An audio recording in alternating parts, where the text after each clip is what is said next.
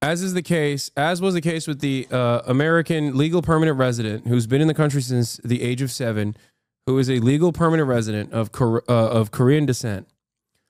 As long as they can't get you, there's not really much they can do, because they can't bust your door down up until now. They can't bust your door down without a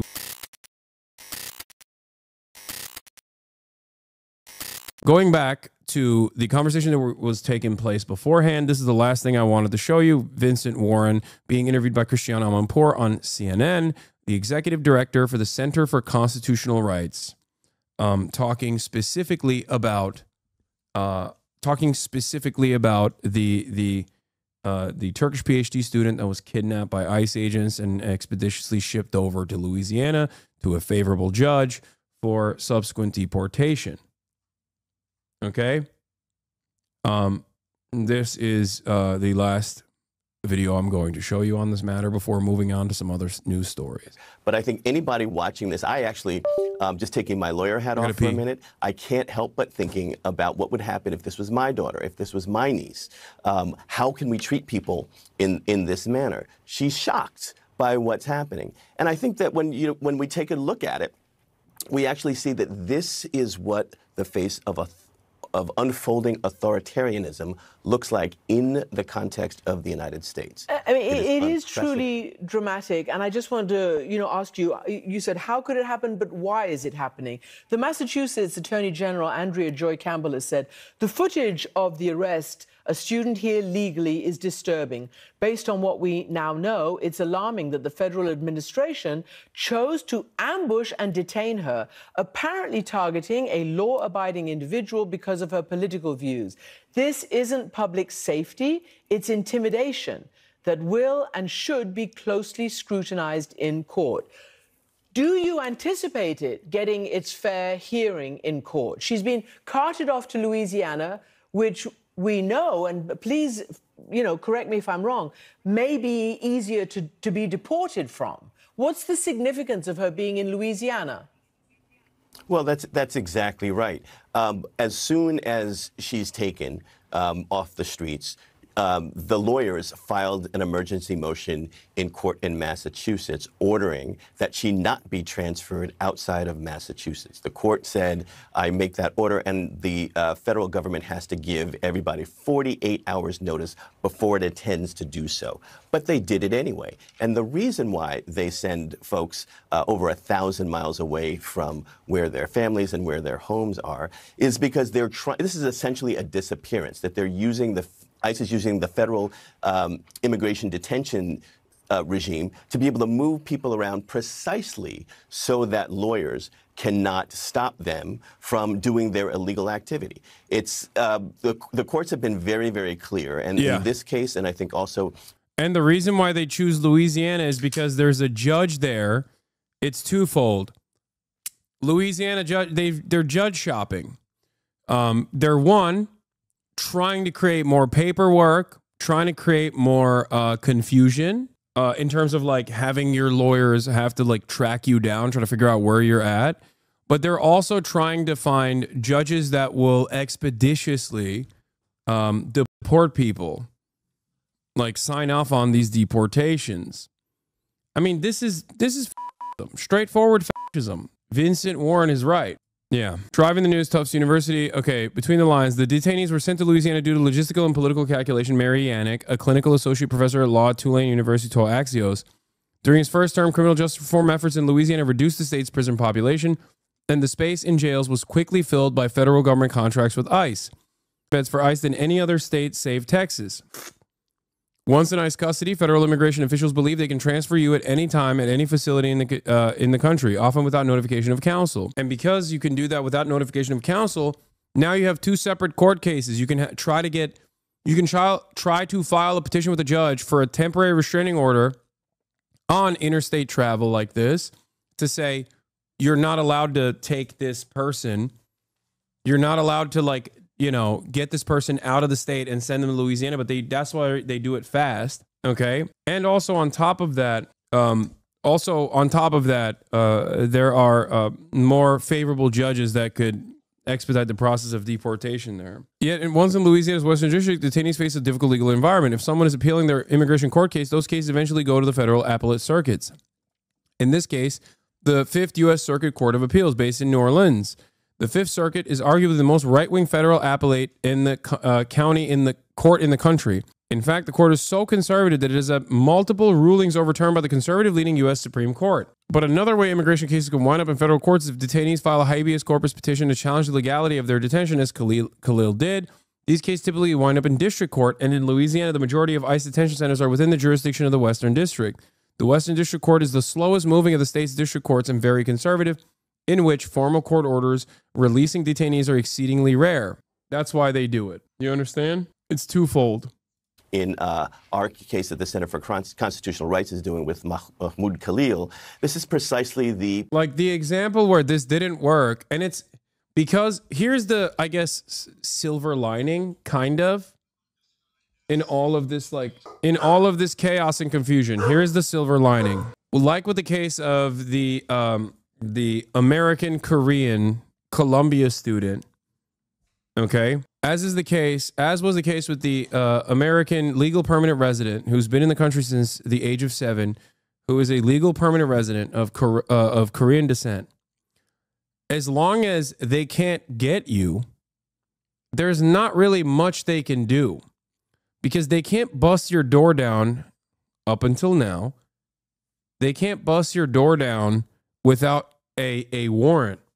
And if you live in New York, for example, if you live in Massachusetts, for example, like, no judge is going to give you a warrant to process an arrest inside of someone's home. It's just not, it's not going to happen. The only way they can get you is if you're out in the streets, okay? Or if you accidentally let these plainclothes officers into your home somehow. I don't know the exact details of Khalil's case, Mahmoud Khalil's case. I suspect that because it was owned by the university, there was some semblance of like the university playing ball potentially. About you, are you just staying at home then? I'm an American citizen, big dog. You know, ICE can come and ICE can try to grab me off the street, and you know, they'll, I guess, have to suck my penis in the process. Once again, as an American natural-born U.S. citizen, I'm at the tail end of that oppression cycle. If it's gotten to me, it means we're far too late. Okay, it's over. Playbook. They move them around. Yeah, what are they going to do? Deport me to fucking New Jersey? Oh, God. A fate I wish on no one. And then they say, well, gosh, we didn't know. We didn't know that we weren't allowed to do that, but it's already done, so what are we going to do? So that requires the lawyers now to be able to file additional motions to have the person brought back so that they can have due process and get before a judge on the legality of their detention to begin with. So Mahmoud Khalil was brought to New Jersey after his lawyers intervened. Do you think the intervening crackdown and intimidation of actual lawyers by the Trump administration, Paul Weiss, etc., is going to reduce the number of lawyers who will want to take this case, like Ozturk's case, or do you believe that will be petitioned and she will be brought back? Well, I think for all of these cases, the important, and you asked the question, not so much how can this happen in America, but why is this happening in America right now? And with her case and with Mahmoud case, these are people that are in the country legally. And the only reason why the government is detaining them and frankly trying to disappear them and deport them is because of their defense of Palestinian rights and calling out the genocide and killing that's happening in Gaza. That is the only reason. And they're making claims that these are somehow connected to Hamas, which they are not, that these are connected to anti-Semitism, which they certainly are not. This is core disagreement with government policy. And relating to other lawyers, the attack on law firms that has been happening is also chilling, because we know, and you know, Christian, from covering so many regimes, that out of the authoritarian playbook, you have to first kill all the lawyers, as Shakespeare said. You get the lawyers out of the picture. These law firms now are going to be less likely to want to jump in and challenge the administration on clearly illegal activity. And our hope is that the law firms will actually stand up. This is one of those moments in authoritarian regimes where people he's not using disappearing instead of kidnapping because he's using TikTok words, chatter. He's using disappearing instead of kidnapping because it's scarier and it seems more formal. Like, it's an aesthetic choice that they're making.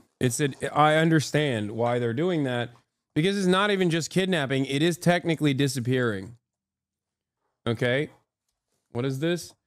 Oh my God. Watch Bad Empanada's criticism. It'd be good to respond to some actual good crit instead of the context vomit. I would rather kill myself in a video game than do that. Okay. And I will say it once again, because I did spend the entire morning duking it out with dumbfuck chatters about how stupid this is. Okay. And I haven't watched it, and I probably will never watch it. Okay. I'm going to maintain this position that I've had in perpetuity. You can disagree with my methods. You can disagree with them all day, every fucking day. Okay? That's fine. But if you come in here and constantly turn the thing that I'm trying to do into, what I'm trying to do here into, like, respond to Bad Empanada's criticisms, I don't want you in this community. Okay? You are just as fucking annoying as Ethan Klein supporters. The only difference is Ethan Klein supporters agree with Ethan's criticisms, okay? And they want me to address them. You just agree with Bad Empanada's criticisms, and you want me to address them. All this devolves into is fucking drama, okay? This is not a moment for sectarian infighting. I don't care, okay? If you think that I'm sheepdogging people back into the liberal Zionist position or the Democratic Party or whatever the fuck you think is happening, then sure, okay, that's what I'm doing, all right? This is not because I am afraid of criticism either, mind you, okay? It's because I think it's wholly unproductive and it devolves into misunderstandings no matter how hard I try. I'm trying to avoid that because I need to cover the fucking news and I need to get people on board. I'm especially not going to do that for a person who I agree with on the issues. Like, if Bad Empanada tomorrow magically turned into a defender of Israel, trust me, I would be fucking talking about it, all right? I'd be talking about it every dang day. But as long as he is not, I don't give a shit. Sino-Soviet split happening in real time. Yeah, look, I'm gonna hope that you're fucking joking, because it is not that. And it is utterly inconsequential shit that you're going to fucking forget about tomorrow.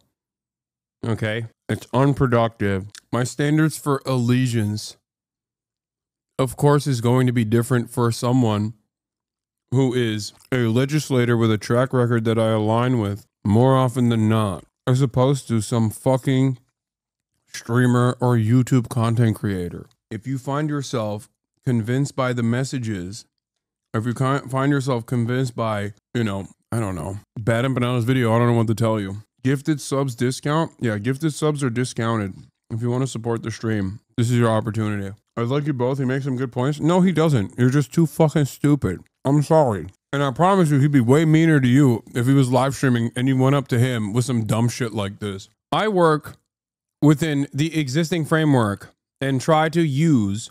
I'll give you 500 subs if you read this now. No, you won't. In a sea of disinformation about my message, about what I represent, as I'm actively trying to come up with messaging that is more palatable to the average person, fully cognizant of the average American's frame of reference in terms of like socialism or any sort of anti-capitalist, anti-imperialist thought, I am not going to change my methods because someone has a more radical perspective than me in terms of messaging and in terms of methods. That's it. Especially when that person doesn't live in the United States of America. That's it. It's also extra stupid because we pretty much agree on everything. The thing we don't agree on is how to get there. That's what's so fucking stupid about this. People say, well, some people will say, well, if we just keep our heads down, maybe it'll go away. But that actually doesn't happen in authoritarian regimes. When the middle capitulates, it strengthens the government. And so by not resisting, by not fighting back, including law firms, major law firms, civil rights organizations like the Center for Constitutional Rights, students and other protesters, if we don't continue to resist and push back, we are allowing this country to turn into an authoritarian nightmare that we may never come out of. Honestly, it beggars belief. It's just really, really, really chilling. And clearly, there's a point to this in chilling the state of affairs on academic campuses. So, look, Homeland Security has basically said that Ozturk has, quote, engaged in activities in support of Hamas. Of course, it doesn't specify anything. There are no charges. We've just spoken about it. Her brother says she never did anything or called for any co-writing an op-ed challenging, I think, Tufts' response to what's happening in Gaza and doing the whole, asking for divestment and all the rest of it, which comes under non-violent political action, according to the definitions of that. I know it's unpopular. I know Israel and certain Jewish organizations believe that's anti-Semitic, but they say it's not. What is this statement? It's not even unpopular. Shut the fuck up. Oh, my God. Bad Empanada and many others do not agree that the genocide in Palestine can be compromised based on domestic issues. That is his disagreement. He doesn't just agree, but wanting to be more radical or whatever. Oh, wow. So we do actually agree with one another. That's crazy. Did I say it's a fucking compromisable position? Was there a moment? Can you point to a moment where I said that? This is precisely, what are you not getting? There's a lot that you don't get. This framing is incorrect. How is endorsing Bernie not compromising? Oh my God. I think you are too stupid to understand many things, let alone what I'm trying to do here. Bernie's endorsing me, not the other way around. Okay? Bernie is a significantly more popular figure in American politics than someone like myself. Do I have to spell it out to you? I am not going to spend any moment that I have, especially let alone 9 minutes before a fucking rally, trying to do a gotcha moment to be like, why are you not sufficiently pro-Palestine? Do you want to know why? Because there is a time for that, and I want to have that conversation with Bernie Sanders. But the reason why that's not the moment to have that conversation, even though I tried to breach the subject matter initially, is because my position on this is one that I arrived at after looking at the entirety of the American Congress as it stands. The argument that I make is simple. If every single American congressperson... No. We're not going to do this, by the way. We're not going to do this, okay? We're not going to do this. I don't care about your perspective. I'll be honest with you. Surely, collaborating with him. Yeah, I know. I am. And also, by the way, it's because I love genocide. It's because I love the genocide of the Palestinians. That's why I'm collaborating with Bernie Sanders. Okay? Don't listen to my words at all. Don't even listen to it. Yes. Are you even an American is the real question that I want to ask here. Do you live in the United States of America? Are you fucking aware of American Congress and their perspective that they have that is directly at odds, if not diametrically opposed to the majority attitude towards Israel? No, you're not. Okay? Shut the fuck up and listen to my words now. I'm speaking. Hopefully you can understand where I'm coming from because you don't know anything. You don't understand anything. You're just trying to do fucking drama, okay? You're trying to reduce the conversation to Bad Empanada, which you are hailing as like the singular champion of the pro-Palestinian position. So listen to my words, okay? If every single congressperson reflected Bernie's attitude on Israel, there would be no apartheid, nor would there be a genocide. If you think that that is not the case, you are fucking delusional. Does that mean that I agree with Bernie Sanders across the board or even at all when in the way that he when he messages on the issue of Israel, where he refuses to say Israel but simply says Netanyahu, where he refuses to say genocide but simply says war? Of course I don't agree with that. Okay? I don't actually think this is drama. I don't agree with him on all issues. This is a legitimate disagreement. I don't care. Bad Empanada at the end of the day is, I hate to say this, fucking irrelevant. Okay? That's the point. It doesn't matter. No, you're turning it into drama. I'm fucking irrelevant at the end of the day. Do you understand? Bad Empanada and myself are just fucking farting into the wind. We have nothing. We have no way of changing power. Bad Empanada even less than me. So no, these are not actually serious intellectual differences that we are actually, having significant disagreements of thought on. No, it's one fucking content creator who lives in Argentina yelling about another fucking content creator who lives in Los Angeles about how they are not sufficiently defending the Palestinian emancipatory movement. It is the most irrelevant thing that could have ever happened. It is literally less relevant than Ethan Klein doing genocide apologia to a massive platform. Okay? That's how irrelevant it is. Because on the issue of Ethan, many of you come in here and say, talk about his tattoo. I don't give a fuck about his tattoo. You know what I care about? Him saying it's appropriate to bomb fucking hospitals because Hamas has built bases under hospitals. That's appropriate. That's something to talk about. That's important to talk about because here we have yet another content creator who ostensibly has somewhat of a progressive base of support doing genocide apologia to 20,000, 30,000 people. That's relevant, not only to me, but the pro-Palestinian emancipatory cause. Okay? Having a conversation with Bernie Sanders where I try to broach the subject matter only to have it end with, they have to leave, with the hopes that I'll be able to have another conversation down the line as I actively and openly disagree with his approach to Israel, Palestine, but still want to get him and AOC and anyone else that will listen to me on board with what the Department of Homeland Security and ICE is doing, at least at the domestic level, on the basis of unjustifiably kidnapping and disappearing pro-Palestinian dissidents for no reason other than the fact that the DHS chose to do this, arguing and getting them on board to mobilize against this on First Amendment grounds is an infinitely more productive approach to this subject matter. Okay? That's it. Because I know, especially when considering Bernie Sanders' track record on this issue, this is something that he has actively criticized the American government on. It's something that he's criticized AIPAC on. Okay?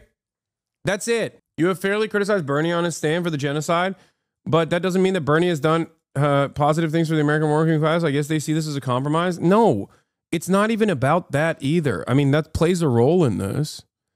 That definitely plays a role in this. But beyond that, I'm trying my very best to use the broad popular momentum that Bernie and AOC are actually get more issue specific and expand on the organizing that they're engaging in and also urge them to mobilize. This will double down on their message anyway, especially if they are able to successfully change certain things or successfully disrupt the government and undermine their position that wants to erode constitutional protections. Because I'm not thinking just about what's right in front of me. There is a reason, I understand, why the American government is doing this right now. They're doing this to create a chilling effect on any sort of demonstration whatsoever. Okay? They want to stop all protests, not just pro-Palestinian protests, but they certainly want to stop all pro-Palestinian protests. If you make it so that they lose on this issue anywhere, even for once, that we stop one deportation, that is the moral position on that alone. But having said that, that actually has major repercussions. It snowballs into an opportunity for people to freely demonstrate once again. Because as long as people are afraid of mobilizing because they will be fucking deported or they will be thrown into an El Salvadorian labor prison, they're not going to fucking mobilize.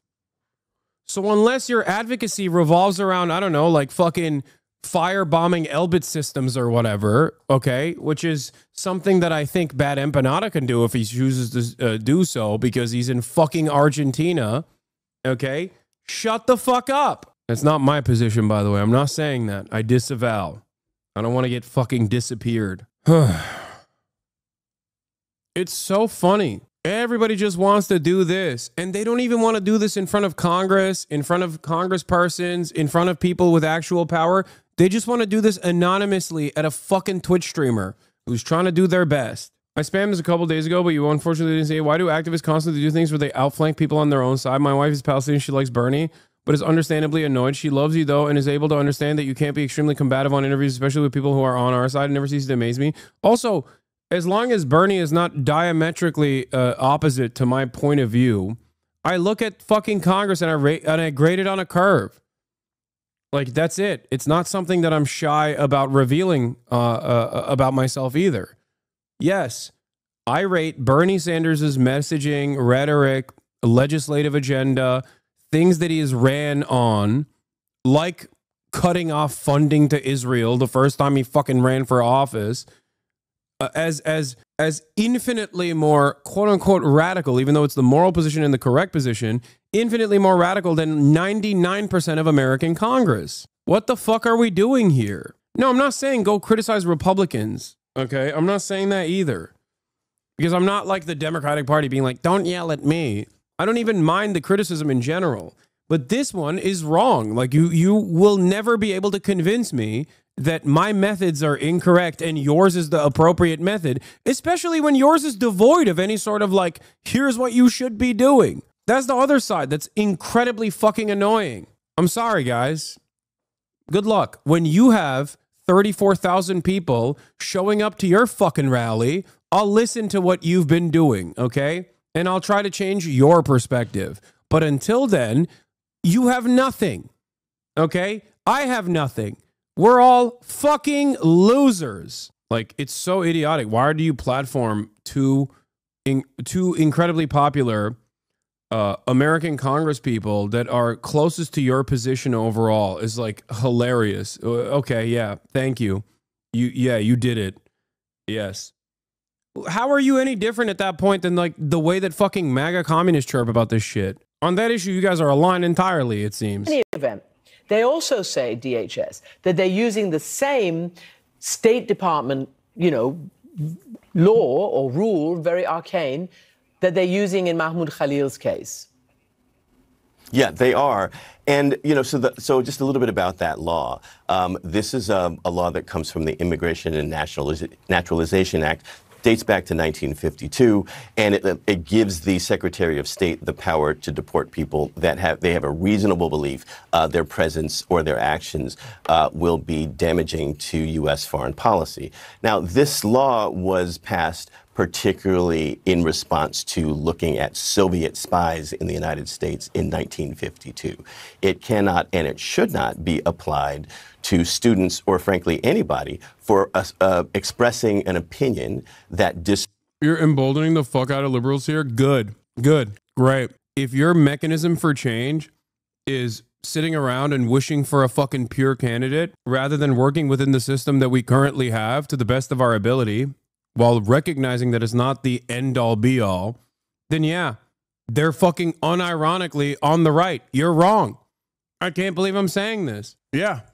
If your method for change, if your method for pushback, if your solution to the ongoing crisis that is in front of us that will harm the lives of every American, as America continues to dominate around the globe, disagrees with U.S. foreign policy. So, for example, students around the country and people around the country that are really troubled and should be troubled by the bombing of churches and schools in Gaza, period, full stop. We can't have a situation where only people who are born in the United States or U.S. citizens can make that criticism, but people that are here for valid reasons or people that are here for, allowed to stay here forever, can't do that. They're weaponizing the vulnerability of immigration status in order to stop people from speaking about the violence and the war in Gaza.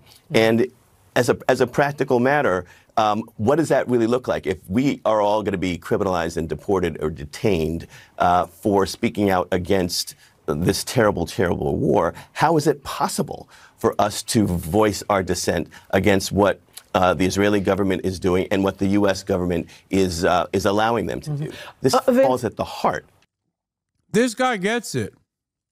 This lib gets it. Much rather have him on my side than someone who's fucking criticizing, someone who's like criticizing people who don't get it at all, who have no understanding of like where Americans are at. I just talked to Ested Herndon, who fucking travels the entire country, talks to voters everywhere, and they're not even aware of this. If you don't live in fucking America, you probably don't know this, okay? You don't understand it. Americans are not even broadly aware of all this shit happening, and some of them that are aware of it, like the Asmongold fans. The American ship is sinking, and there's new holes opening up every which way, and I'm trying to plug one, and then you guys come in here and you're like, no, I'm going to hit you in the head with a fucking mallet. Shut up.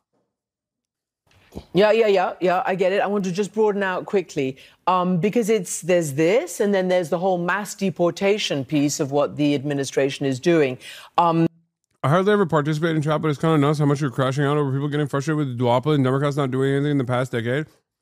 It's valid criticism for folks who want something outside the Democratic Party that's continually disappointed them. I'm not crashing out on people that are upset about the duopoly. I'm crashing out on people for not understanding that I agree with that anger and resentment and thinking that the only solution is the Democratic Party. They've never said that. It is the only game in town right now. As it stands, it's kind of like what I talked about with Ested earlier. American Constitution, fuck no. Do I care about the SCOTUS? Fuck no. Do I care about the judiciary? Fuck no. But as long as they exist, as long as the filibuster exists, for example. Do I like the filibuster? Absolutely not. But as long as it exists, I want the Democrats to fucking use it as a weapon. Okay?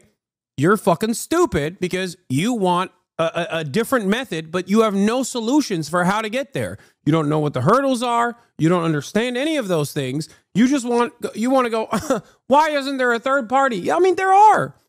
There are. Go show support to them then. I don't know what to tell you. Being a leftist does not mean you can't be fucking pragmatic, especially when, like, while I also, at the end of the day, understand that capitalism is untenable, unmanageable, and inherently a structure, an organization of the economy that yields tremendous violence upon the working poor, okay? Working class individuals all around the world, hyper exploitation in the global south, and exploitation even amongst the labor aristocracy. Having said that, however, I'm not going to fucking sit around and be like, oh, we can't have nationalized healthcare or any kind of expansion of pre-existing social safety nets, because honestly, that's just breathing more life back into the fucking welfare state and therefore capitalism.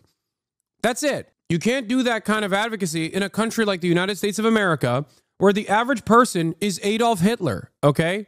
The average small business owner is literally Adolf Hitler, and the average working class individual is a lumpenprole that is deluded into thinking he will one day be the Adolf Hitler Treatlerite. Shut the fuck up. That's my point, okay? There's no class consciousness in this fucking country. That's entirely what I'm trying to do. Jesus, Lord mercy, dude. Holy fuck. Crazy take. Okay, here we go. Now the fucking libtards are mad because I said the average small business owner has Adolf Hitler tendencies. Go talk to a fucking HVAC business owner about Guatemalans and you'll understand exactly what I mean, okay? Go spend some time in the fucking Asmongold chat. What are we doing here? You know, the Homeland Security Chief, Christine Noem, toured this, basically this prison facility, right, in El Salvador yesterday. We have pictures of her standing in front of a cage full of, you know, detained shirtless men who are wearing tattoos. And apparently, according to report, let's say Mother Jones says that one of the detained men who was born in Venezuela told his boss that an ICE agent said they focused on him and others because of their tattoos.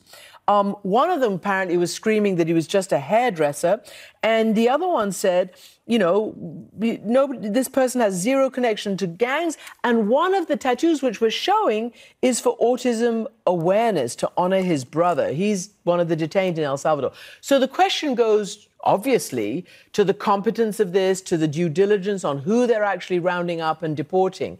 Is there any recourse?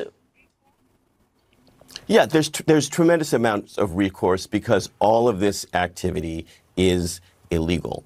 That people are marching into courts right now for these men, for the students that are being arrested, and they're saying that this type of mass deportation is illegal. So, for example, the Center for Constitutional Rights did the stop and frisk case in New York City for 13 years. We won a tremendous ruling that the Constitution just doesn't allow the government to round up people based on race, based on ethnicity, based on these things, and just massively criminalize them. We learned this lesson also after 9/11, tragically and sadly, where Muslim and Arab communities were just rounded up and deported, and communities were criminalized. And the lesson that we should have learned is that you can't massively criminalize, detain, deport people based upon outward appearances. There's not only the autism awareness tattoo.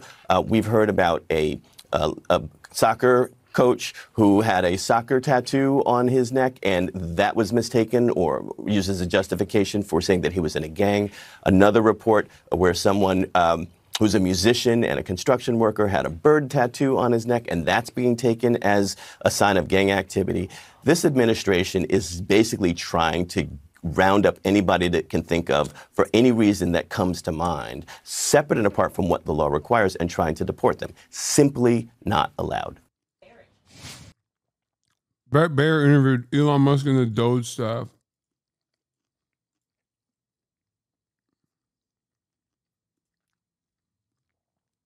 I supported someone to El Salvador mega prison over paperwork error. Franco Reyes Mota, 24 years old, was deported to El Salvador earlier this month, along with hundreds of other Venezuelan men who the Trump administration falsely claims to be Tren de Aragua members. Trump invoked the Alien Enemies Act in a way that we didn't even use against Nazis during World War II to bypass any judicial resistance, which has come anyway in the form of Judge James Boasberg. But Reyes Mota's immigration records contain multiple errors, including marking him as a woman, using a different last name, and filing 2 ID numbers for him.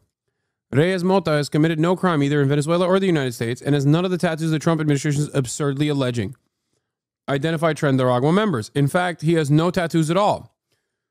He had a pending asylum case before he was disappeared to El Salvador without a day in court. We are facing a novel and extremely concerning situation where people's immigration court proceedings are still pending, but they're still being disappeared from the United States without any lawful removal order, says Mark Prada, Reyes Mota's lawyer. This is an affront to the rule of law. I may be silly or selfish, but I think I want to cover this stuff instead of minor disagreements that you think are major and consequential, okay? Especially with people that I don't have real disagreements on. Sorry, that's it. Oh my God. How about you platform some smaller organizers while you're at it? I do, though. I do. I do it all the time, so shut the fuck up. God, I'm so annoyed, dude. God, I fucking hate the left so much. All of you are such annoying little smarmy fucking crybaby scumbags, dude. None of us are getting any fucking rights. Thank God I'm inevitably going to be in a fucking concentration camp, and I hope it's not with any of you fucks who are chirping in here. Okay? Then I'll be like, I told you so. Holy shit.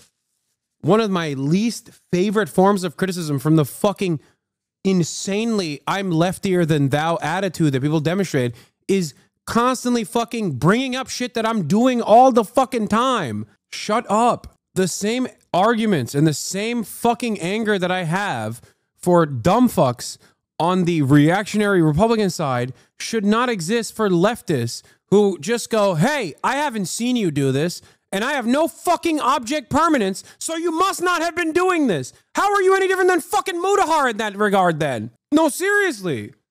You sit here and you laugh at people that say that, and then you say it, but wokely, leftistly. What the fuck are we doing? Oh. U.S. Homeland Security Secretary Kristi Noem tours El Salvador's Terrorism Confinement Center, the largest prison facility in the Americas, widely referred to as Hell on Earth. It's where the U.S. government sent 238 Venezuelan immigrants nearly 2 weeks ago, alleging they belonged to the criminal gang Tren de Aragua. Many were sent to El Salvador without trial or criminal charges of any kind, to this prison where they have zero contact with the outside world, including lawyers and family. Cohen signed a memorandum to continue sending alleged migrant criminals to the facility, despite widespread charges of human rights violations. I also want everybody to know, if you come to our country illegally, this is one of the consequences you could face. First of all, do not come to our country illegally. You will be removed and you will be prosecuted. But know that this facility is one of the tools in our toolkit that we will use if you commit crimes against the American people. 5,500 kilometers away in Chile's capital, 26-year-old Venezuelan Natalie Sanchez is in despair. She's raising her newborn daughter alone. On March 14th, she discovered that her child's father, a musician, was one of those sent to the infamous prison. Él tiene un tatuaje en el cuello. He has a tattoo on his neck, a hummingbird, and I recognized it when I saw it in the video of the prisoners. I compared it to the one on this video where he's singing. I realized it was him. I couldn't believe it. 6 years ago, Arturo Suarez migrated to Chile, got a steady job, and dedicated his free time to music, becoming fairly well known. But last September, Natalie says he went ahead to the United States, looking for better opportunities, concerned that if Donald Trump won the elections, it would be too late to migrate later. He entered the U.S. legally and worked as a gardener, sending money back to Chile, where Al Jazeera has confirmed that he had no criminal record. But in mid-February, he was detained in a raid by U.S. immigration agents, despite no clear evidence of belonging to a gang. Arturo Suarez is not alone. Many of the others who have been locked up as gang members in El Salvador have no prior criminal records or arrest warrants, according to legal counsel. The other thing they seem to have in common is that they all sport tattoos. Like 33-year-old Venezuelan football player Jersey Reyes, who, according to his U.S. lawyer, was detained for sporting a tattoo of the Real Madrid Football Club. Or 25-year-old Fitzgerald Cornejo, who was sent to the Salvador prison after being told he'd be deported to Venezuela. His brother says he has a rose tattoo on his neck. That doesn't make you a criminal or a thief. Tattoos are normal. All of them are now incommunicado, in a legal black hole, with neither the U.S. or El Salvador confirming the names of the prisoners. Natalie Sanchez says she hasn't given up hope. I have hope that he'll return with his name cleared, that he'll soon be here to meet his daughter. I hold Donald Trump and Nayib Bukele responsible for anything that happens to him. But so far, there's little evidence that he could be given a chance to prove his innocence. Lucia Newman, Al Jazeera, Santiago.